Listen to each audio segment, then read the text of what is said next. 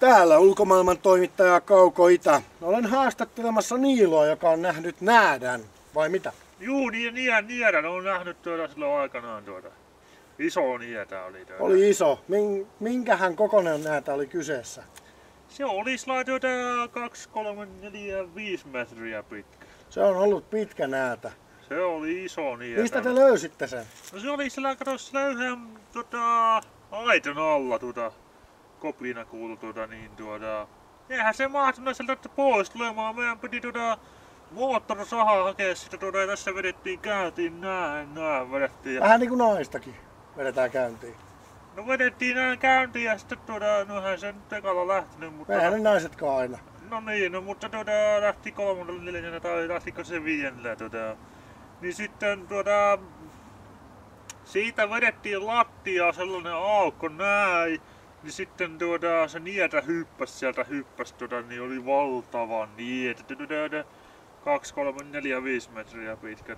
Se on ollut iso, kyllä. Mitä sitten sen jälkeen tapahtui? No ei se siitä loikki pihaan poikki, noin veti sillä 2, 4, 6 metrin loikilla ja siitä hyppäsi navetan yli hyppäsi. Oli aika pieni navetta, jos hyppäsi sen yli. No oli ei se niin pieni, se on sellainen 6, 7, 8, 10 metriä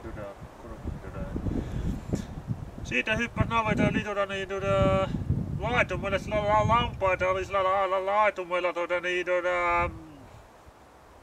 siitä lampaa veti vastakarvaa purematta nieli siitä niin ihan vaan noin ja sitten toisen lampaa veti heti perään siitä ja siitä hyppi sitten sen jälkeen sinne mehtään noin hyppi ja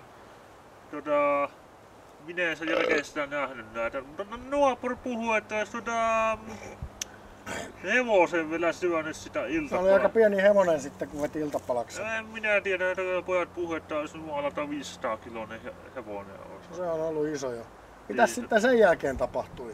No ei siinä mitään tapahtunut, mutta sitten seuraavana aamuna oltiin kylille menossa, niin ihmeteltiin mikä siinä on siinä tiellä. Kauhea kasa. Teillä oli kuitenkin tie sinne tontille. Tie, no ei se minun tontti, mutta se oli se jo armeijakaverin tontti. Niin. Aivan. Siinä oli sitten se tiellä, niin kauhea kasa oli sitä. Minä ajattelin, onko se sorakuorma kipattunut. Se oli se nietäkäntä paskalla sinne tiellä. Ja niin helvetti.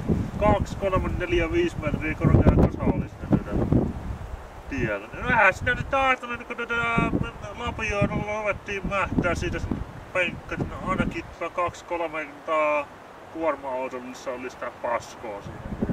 Se on ollut iso paska. Siinä meni sellainen 5, 6, 7 tuntia kun lapioitiin ja sitten päästiin kylille käymään. Kyllä, paskaduuni, mutta tulipa tehtyä. Ja juu, tulihan se tehtyä niin. Kyllä. Ja tässä Kauko Itä, ulkomaailman toimittaja, kansakunnan kuulumisia taas seuraavalla kerralla. Mitenkäs kaukana se itä sitten on?